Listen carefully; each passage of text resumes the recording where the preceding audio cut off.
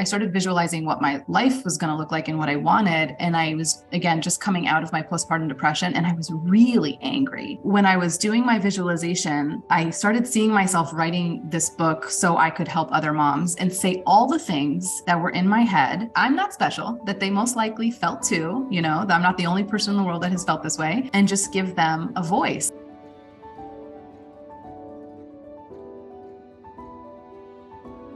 For example, myself, when I'm dealing with postpartum depression, and in the story, I didn't know I had it. And then when I did know I had it, I didn't tell my husband. So I'm talking to him knowing I have postpartum depression, but I'm not telling him. Every single line is shrouded with this information that he doesn't have.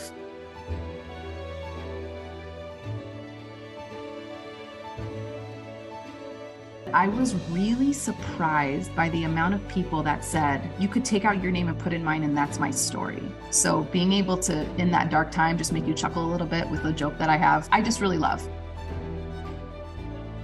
Hey, Chandler Bolt here, and joining me today is Suzanne Yatim Aslam. Suzanne is a former actor and former Miss Arab USA turned writer. She hit #1 bestseller with her new book. It's called Postpartum Me, a dark comedy addressing postpartum depression and anxiety. The book offers support and comfort to struggling moms, sharing an honest account of the author's experience. So I want to just kind of go behind the scenes on her experience writing the book, publishing the book. Hopefully this will be a really fun episode for moms who are thinking about writing a book, or maybe women who are going through postpartum. So Suzanne, welcome. Great to have you here. Thank you so much. Well, I guess first off, you've got a past life and a bunch of different things: acting, modeling, speaking. It looks like a lot of experience speaking to kids as well. Yes. So why write this book? How does the book kind of fit in with where you're going, brand, business, that sort of thing? The book had nothing to do with any of my past lives. This was a whole new life because I was at home with my kids. I couldn't act anymore. That was really hard for me. I needed to be creative, and I wasn't. And I was just coming out of my postpartum depression. And funny enough, I know you guys know Hal Elrod a little bit. Yeah. I had just read his book called The Miracle Morning, and some of the stuff that in the book, you have this series of things that you do in the morning. And one of them is visualization. So I started visualizing what my life was going to look like and what I wanted. And I was, again, just coming out of my postpartum depression, and I was really angry that I was dealing with that. I had dealt with that, and I felt so alone. And all the dark thoughts that I had were thoughts that when I said them out loud, they were not well received, and people kind of shied away, and it wasn't good. So then I bottled it all up. So when I was doing my visualization, I started seeing myself writing this book so I could help other moms and say all the things that were in my head that I'm not special, that they most likely felt too, that I'm not the only person in the world that has felt this way. And just give them a voice. And so I just started visualizing writing this book and speaking about it. And I didn't know how it was going to turn out. Of course, when you write your first draft, my first draft was 30 pages. And I was like, I don't know what else to say, and by the time it was done, it was a series of journal entries, which means I get to let the mom inside of my brain and I just made these up because I wanted something creative. So you go inside of my head in these journal entries. It's really unfiltered. It's funny. It's dark. It's awkward, because you're just saying things that you're not supposed to say to anybody else.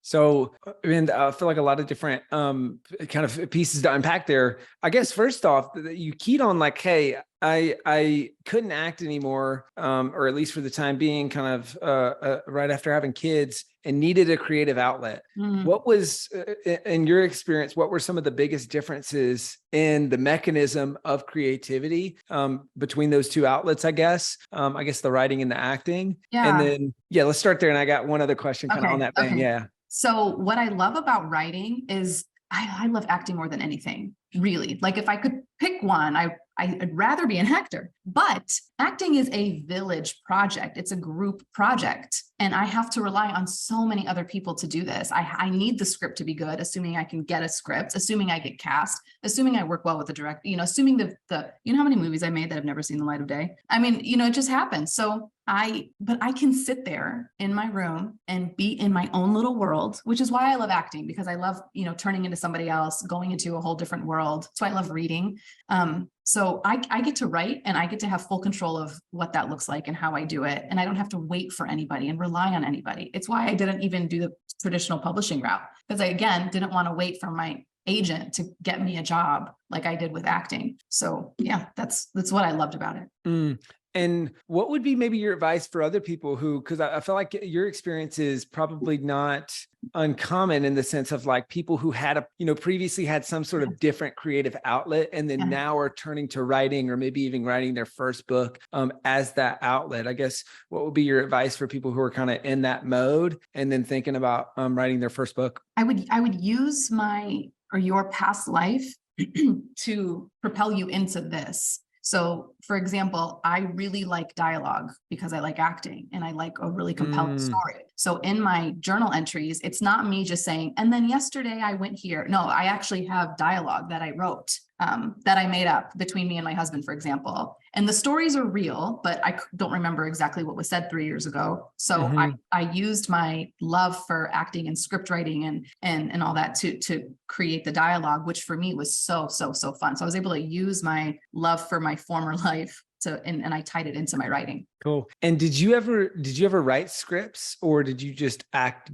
with existing scripts? That was our creative pastime, me and my husband. We'd hang out at night before we had children and we would write scripts together. It's so much fun. And I realized I'm really good at dialogue. And so, I mean, tell me more about that. I feel like this is something I get asked about all the time that I just have no real context on. I've had a couple of people on the podcast talking about script writing. It's funny seeing the commonalities of, Stephen Pressfield came on the podcast and he wrote scripts early on and then ended up writing books. And we had, I feel like 2 or 3 different authors have done that. And then we had a whole episode with a woman who kind of took her experience and says, all right, here's how you turn your book into a script. But what would you say, Suzanne, is your personal experience? Like, what did you learn writing scripts that made you better writing books? What are kind of some of the similarities and differences? Script writing is way easier.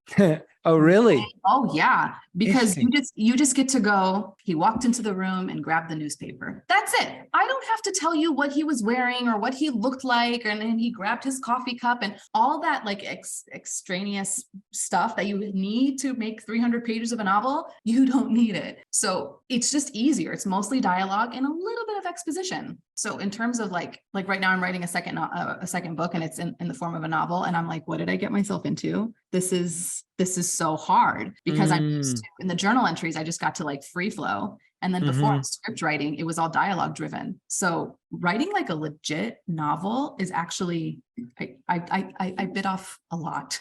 Yeah, it's really hard. You should check out some of our fiction training. Rami and the team, we got a whole fiction side of the business, but we always joke and they always joke that real authors write fiction. Yeah. It's so much harder. It's so true.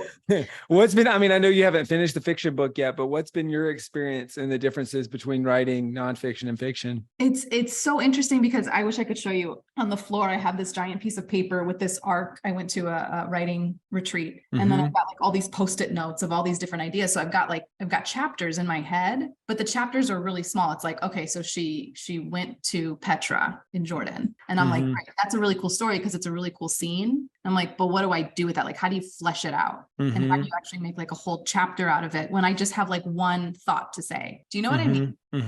This was my problem in college. They'd be like, write an 8-page paper. And I'm like, but I can say it in 3. So why do I need pages? You know? So that's been like a really big struggle to me. So Rami's right. Yeah. Real authors write fiction. So what, talk to me a little bit more about the script writing side of things. And is there anything that you feel like you learned from writing scripts that helped you become a better author? Oh man, that's such a good question. Well, again, because I'm really into dialogue driven stories.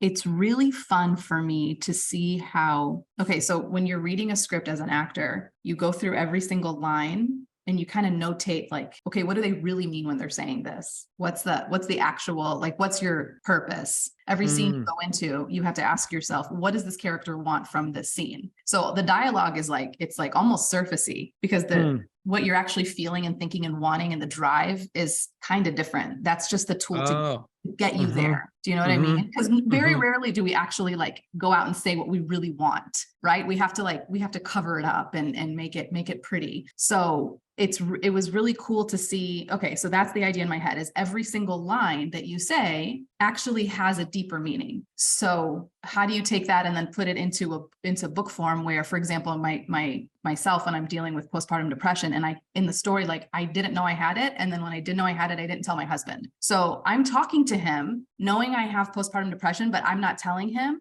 And every single line is shrouded with like this information that he doesn't have. And so there's just so many more layers to the dialogue. And I really, had I not had that background with acting and script writing and really like being forced to dive into what every single line means, what did the script writer want and mean when he said that, and how do I interpret it? All of it helped me write dialogue better. That's really interesting. It's all, I mean, it kind of ties in with the famous quote or saying around like, whatever it is, that 30% of what you say is the actual words, or 30% of what's communicated is the actual words that you say. And it's interesting hearing that the other side of breaking down the script as an actor or actress and saying, okay, this 30% of what I'm reading is what's being said. Now, how do I fill in the other 70% with the emotions, the expressions, the way that I'm saying it? Exactly. It's a hard job. So you keep using this phrase of, hey, writing dialogue, and I'm really good at writing dialogue and all this stuff. Let's unpack that for somebody who's like, hold up, what is dialogue? And then how do you get good at it? I know it sounds like this is a learned skill, but any tips for folks who are like, hey, I'm writing about my life story and I'm struggling with the dialogue aspect? Oh my gosh.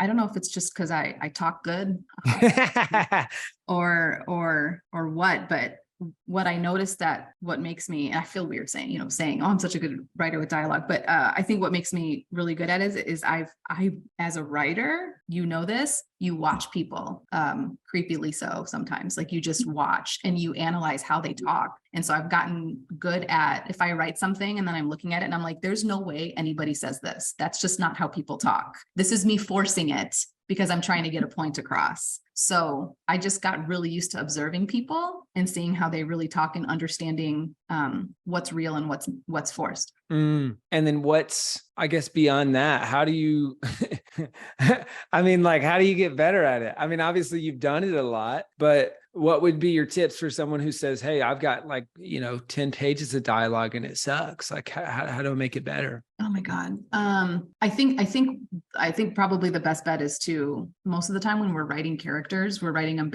loosely based even off of people we know. Like, oh, my grandfather's got a really bad temper. So this character, I'm just going to use like what I know from my grandpa. So then you got to ask your question, like, would your grandpa talk this way? Was this how he express himself? So I think I would just sit there and try to observe people more and just see. Again, because if you're forcing it, you're gonna tell. Like, you ever watched a movie where you're like, nobody talks that way? That's because they're forcing it in order to get you from point A to point B. And if you're doing that, that's why I like the way that I wrote it in the book, because it's very free flow and it just sounds like two people chatting. Yeah, that makes a lot of sense. I hope you're loving this episode so far. So if you're serious about writing and publishing your book, we would love to chat with you and help create a custom plan. All right, so all you need to do right now is go to selfpublishing.com/schedule. Schedule a 45-minute consultation with one of the experts on my team. All right, let's implement what you're learning in this episode and let's see how we can help with your book. Go to selfpublishing.com/schedule. And I think what you're alluding to is maybe a good thing to double click in for people is if you're writing, whether it's self-help, whether it's memoir, whatever, but about yourself, you are a character. You're the main character. And it feels weird to write about yourself as a character, or sometimes people just don't even connect the dots. It's like, well, hey, I'm just sharing my experience, but you're still a character. And so you should approach that character development, that dialogue, all those pieces in the same way as if you were writing about someone else. And that's why, oftentimes we'll talk about how we get our memoir authors that come in to work with us and we put them in our fiction program. And they're like, well, hold up, I'm writing a memoir. It's like, Mhm. well, a memoir is much often more closely resembles fiction writing than it Mhm. does nonfiction writing, because you're telling a story, you have characters, you have Yes. dialogue, you have all these kind of core elements that would normally exist inside of fiction. Yeah, whenever I'm filling out stuff online for, like I'm submitting my book or whatever, I'm always under like nonfiction and biography. And I hate that because I don't feel like it's a nonfiction. It doesn't Hmm. read that way to me. Oh, interesting. Mhm. What we've talked about this a little bit, but what would you say was the toughest part of the writing and publishing process as a first-time author? The publishing process, the writing was like, I thought that was hard. And then I started doing the like, okay, what do I do now? I have words. And then I would write it all over again if I never had to ever like try the publishing part of it again. That was hard. And I didn't know Interesting. anybody, I didn't know anything. So I just did it on my own. I started Googling like, how do you publish a book by yourself? And then before I did that, I started looking up agents, book agents, and that was so depressing. And I realized like, oh, I'm just doing the thing I did before with acting, where I was like, hey, I really hope my agent gets me this audition. Hey, I really hope my agent gets me in front of this publisher. So I was like, I'm just going to take this into my own hands instead of, fingers crossed. So I did it that way. And I just started Googling, I started going on blogs, and people would be like, step 1, step 2, step 3. And then I would like take their steps and their steps and their steps and your steps. And I just like, I had nobody to hold my hand. So I just kind of half-assed it really, which is why I did a relaunch this year, because I didn't know what I was. And so I guess maybe two-part question follow up on that. Any tips or lesson learned from navigating the publishing process, knowing what you know now, that might be helpful for folks? It really helped to know the differences. And I know this is so basic and it might seem obvious to you guys, but the difference in editing, like developmental editing and line editing and copy editing, I didn't know that was a thing.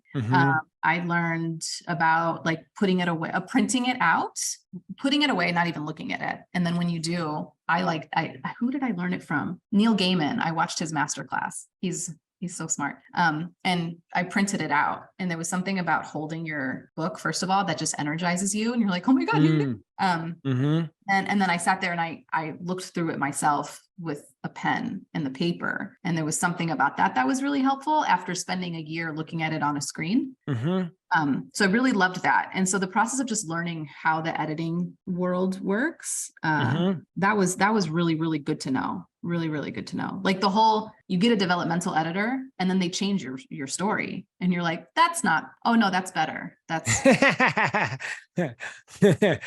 cool. It's funny because it's almost like the way you're describing it was probably a little bit nostalgic to how you would do scripts. Is having them actually printed out, writing it up, stuff like that. Yeah. Do you think that's what some of the similarities were, or why that felt familiar or maybe energizing again, or no? I never thought about it that way, but yeah, to your point, I've never looked at a script on a screen before. It was always on paper. Oh. I never thought about that, but yeah, because you have to highlight and you have to circle and you have to make your little notes like, oh, what's her intention behind the scene? And, and all that's happening. And then you walk around your house with it, performing the scene. And so paper. Nice. You talked about relaunching the book this year. Yeah.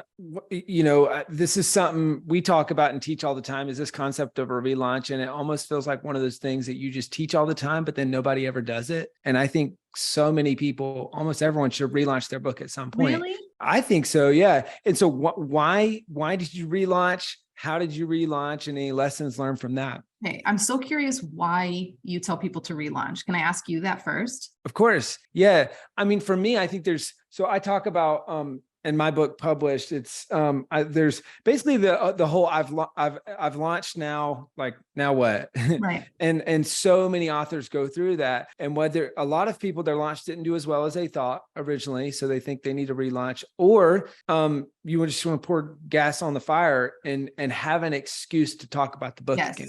So I kind of talk about the 5 different types of relaunches. There's the just because relaunch, there's updated and expanded edition, there's new and revised, there's anniversary, and there's one other that I can't remember right now. But kind of like I think maybe multiple formats, like launching the ebook and then launching print and then launching audiobook, and treating that as a separate launch, and to kind of have multiple bites of the apple. So those are like the types, and then why I recommend it and why we teach it and recommend it. What's your take? Okay, so I put out my book in December 2022, like just kind of on a whim. I'm like, okay, I think we're good. You know, it was on Amazon, you know, like published, great. And then I went online on social media and I was like, hey guys, I wrote a book. Okay. And that was kind of it. There was no leading up to it.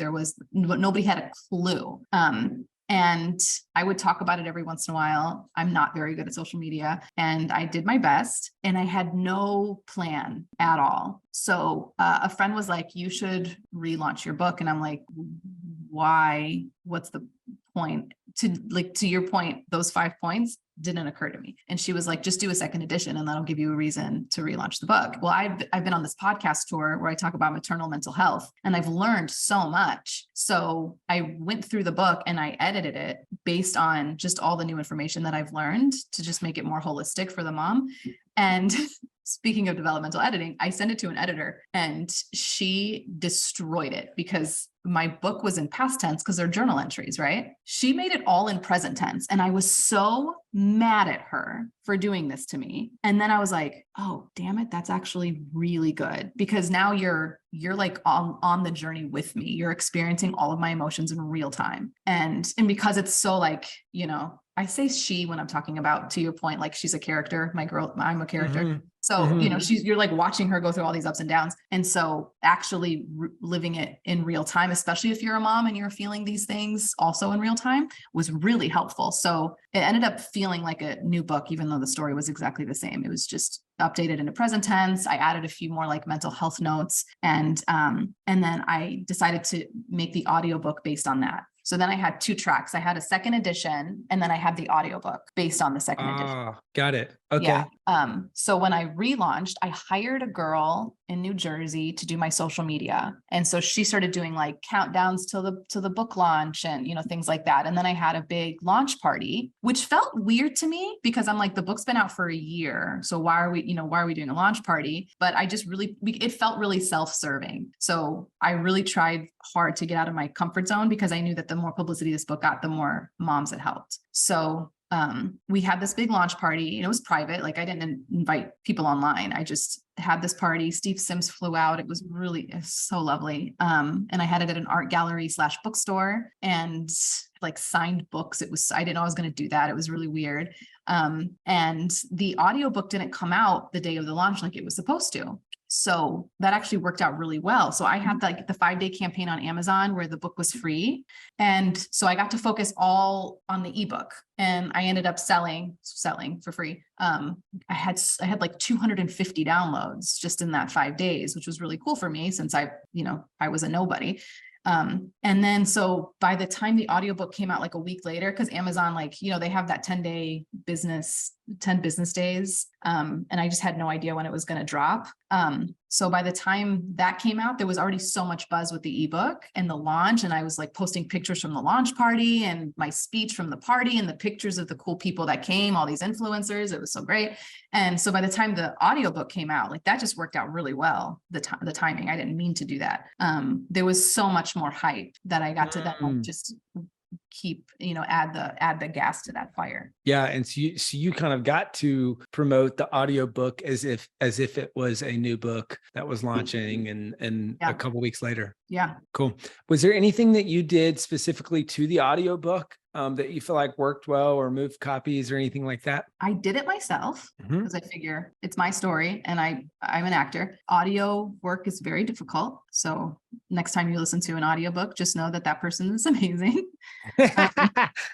It's so hard. Is there anything I did? It was just really interesting finding the line of like making it interesting enough, engaging enough for it to not be monotonous, but at the same time, like I can't actually perform, I can't cry just because my character in that moment is crying, so just learning to do that and trying to be engaging enough was really, really hard.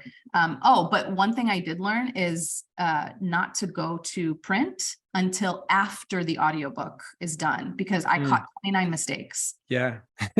That's not uncommon. No, it's not. And there's something about reading it out loud. I don't care how many times you've read it, but the second you read it out loud, you're going to catch stuff. So my audio engineer was like, hey, just heads up, don't print it yet. Just wait for me to do it with you and then go to print. Oh, cool. That's Mhm. smart. That's a great tip. It's funny. We recommend that people do the verbal read through as part of their editing process. But even with that, I mean, when I've recorded my audiobooks, I've caught a few mistakes. It Even almost though just you did feels the like this verbal read through? universal thing. Yeah. Even after I'd done the verbal read Oh through, my because, you God. know, you're reading it, but you're not reading it in the same way that you're reading it when you It's when true. you're performing your audiobook, which Right. is just down to the Mhm. word. Mhm. And I feel like, you know, you just catch a lot more that way. Yeah. So let's talk about kind of lessons learned from this process. And I want to kind of unpack this maybe for a couple different groups of people. So let's start with moms.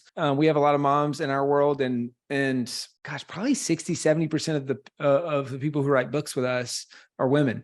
So helping a lot of women and mostly moms, and a lot of times 40, 50, 60 year old range are coming to us to write books. So Mhm. what would be your advice to moms who are thinking about writing books or kind of going through this process, kind of knowing what you know now? I was, like I said at the beginning, like I'm not special. My story isn't unique, but I was really surprised by the amount of people that said you could take out your name and put in mine, and that's my story. And so even though I felt like, well, you already know the story because it's your story, so I'm not telling you anything you don't know. The fact that it was put on paper and somebody gave voice to their feelings and their thoughts impacted them in a way that made them feel less alone. So they already knew, let's say, that they had postpartum depression.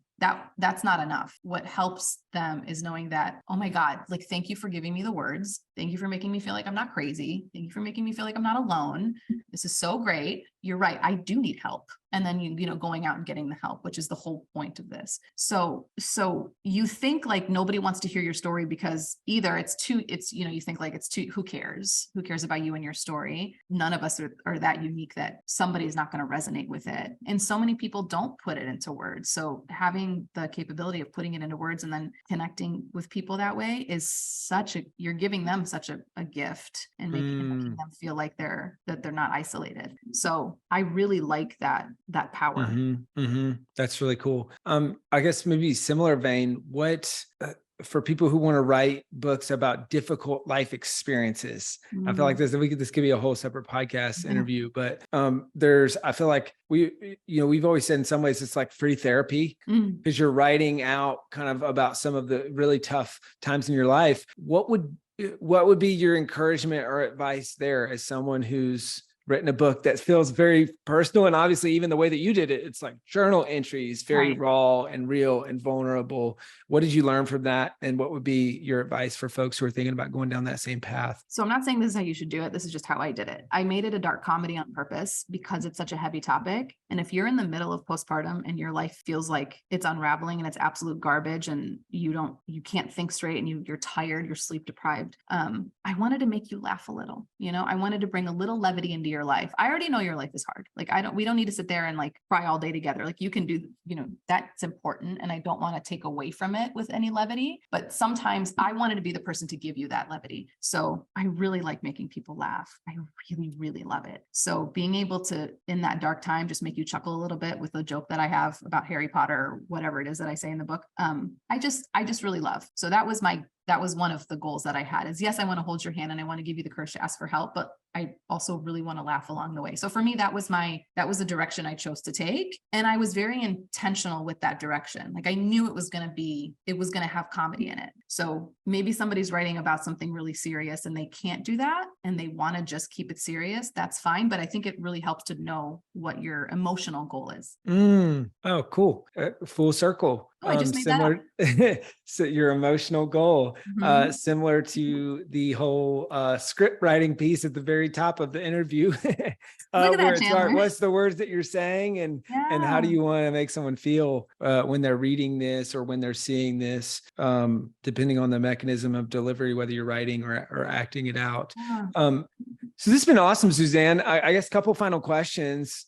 First one would be, what's your parting piece of advice knowing what you know now on the other side of this experience for the Suzanne from, a few years ago, or the other Suzannes out there who are thinking about writing or in the process of writing their first book? Oh, my advice would be that humans are communal creatures and we need to connect with people. And if sharing your story allows you to connect with other people and allows other people to connect with you, I think that's why we tell stories. And I think that holding that back out of fear, you're actually not just doing yourself a disservice, but you're doing a disservice to the people that could benefit from your story.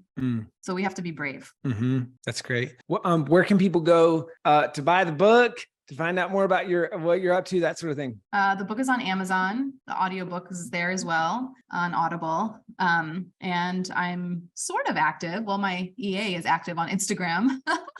So yeah, I'm up there. Cool. Well, once again, the book is called Postpartum Me.